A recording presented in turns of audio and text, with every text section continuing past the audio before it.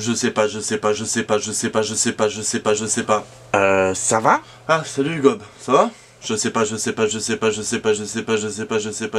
Mais qu'est-ce que tu fous? Bah je réfléchis, ok? Et je sais. Mais tu sais pas quoi?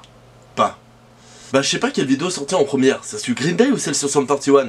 Mais c'est facile ça! Non, c'est pas facile, ok? Il y a un terme de... Écoute, Et puis surtout, faut penser au public, et puis... écoute, il y a l'album, et... écoute putain! Quoi? T'as la solution? Tu vas me libérer de mes tourments, c'est ça? T'es mon sauveur? T'as déjà sorti la vidéo sur Sam, il y a 5 minutes. Ah, effectivement.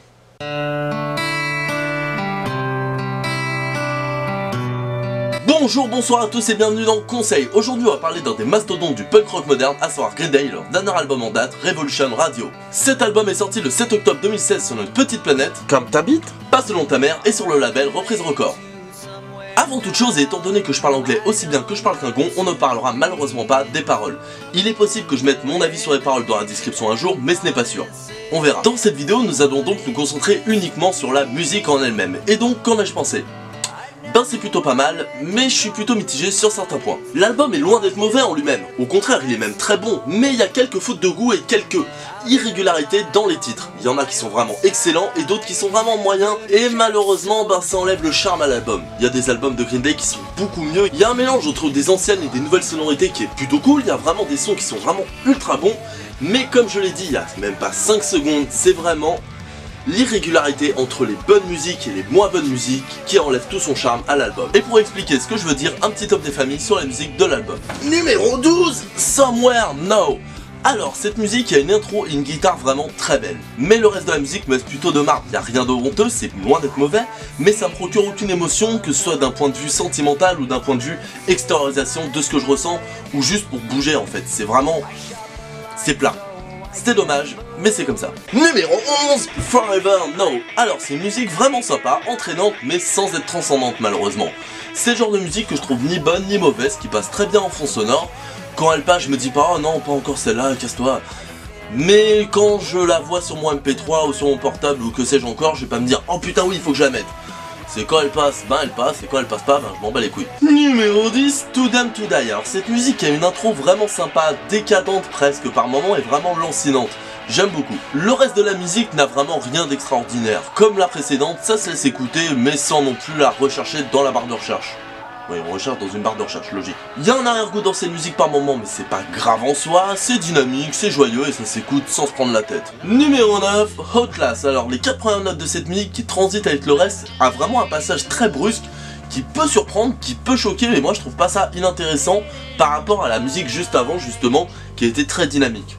Pourquoi pas, j'ai envie de dire. La musique en elle-même est pas mal du tout, principalement pour ses couplets que j'aime beaucoup par leur douceur, mais les refrains, eux, ils m'ont beaucoup moins marqué malheureusement. C'est une bonne musique, mais le potentiel ne va pas assez loin pour moi. Il pourrait aller beaucoup plus à fond, et c'est pas le cas, et c'est dommage, vraiment.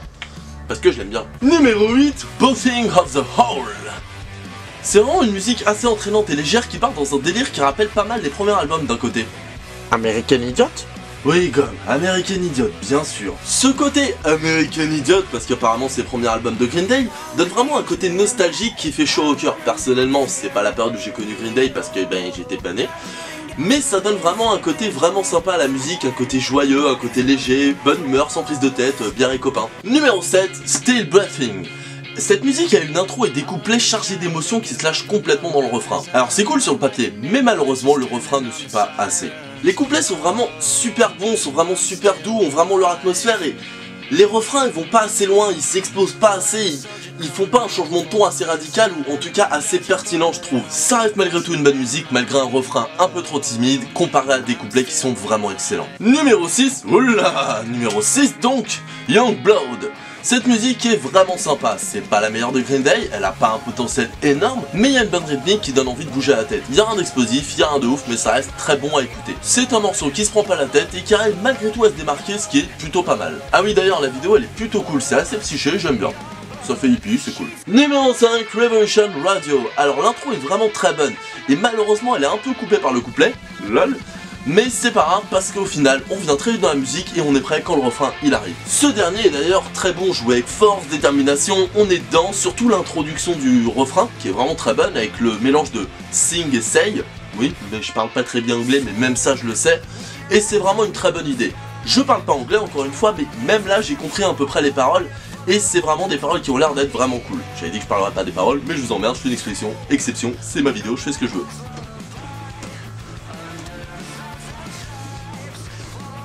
La musique est vraiment bonne, elle est dynamique, elle est entraînante, elle est parfaite pour un live, elle est peut-être un chouïa classique dans sa structure, mais ça reste une très bonne musique à écouter et à rechercher justement dans la playlist comparée à celle que j'avais dit avant. Et puis en y repensant, il faut avouer que la structure classique de cette musique fait son charme. Numéro 4, Ordinary World. Alors musique qui est probablement dans le film du même nom, avec les Joe Armstrong, on n'en doute pas. Mais la musique en elle-même, qu'est-ce qu'elle vaut? Bon, c'est un peu le problème quand on fait des tops, c'est que quand on pose ce genre de questions alors que la musique est numéro 4, on se doute bien qu'elle est pas mauvaise. Et non, la musique n'est pas mauvaise, c'est vraiment une très bonne balade. Elle est touchante, elle est douce, elle permet de faire le point, d'être dans ses pensées, de brader si on a un émo de merde.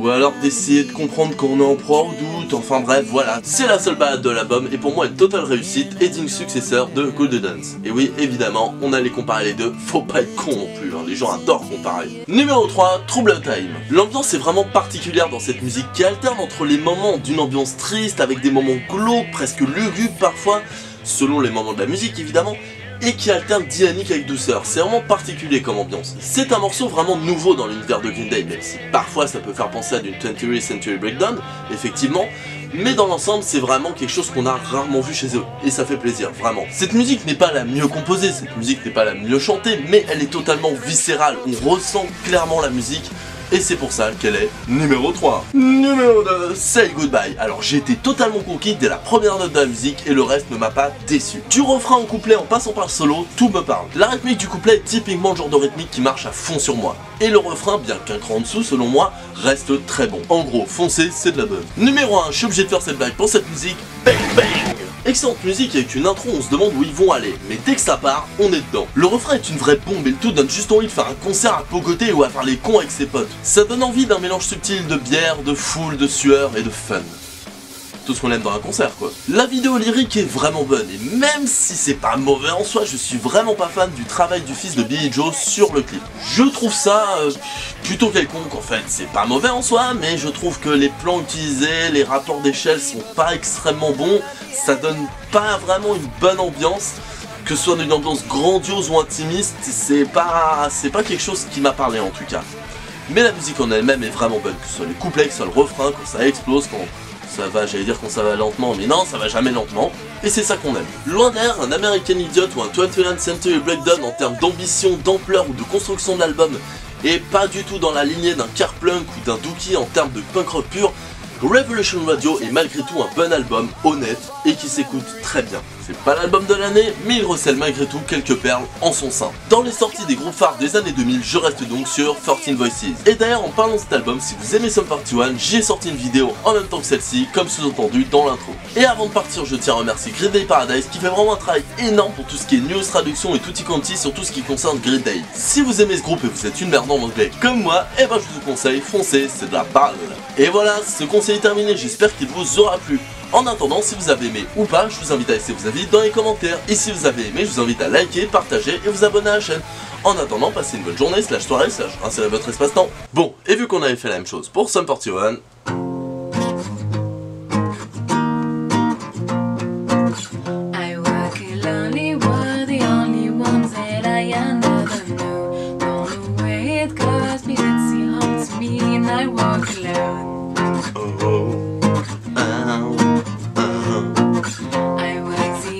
streets on the boulevard of broken dreams, where the city sleeps. See, I'm the only one, and I walk alone. I walk alone, I walk alone.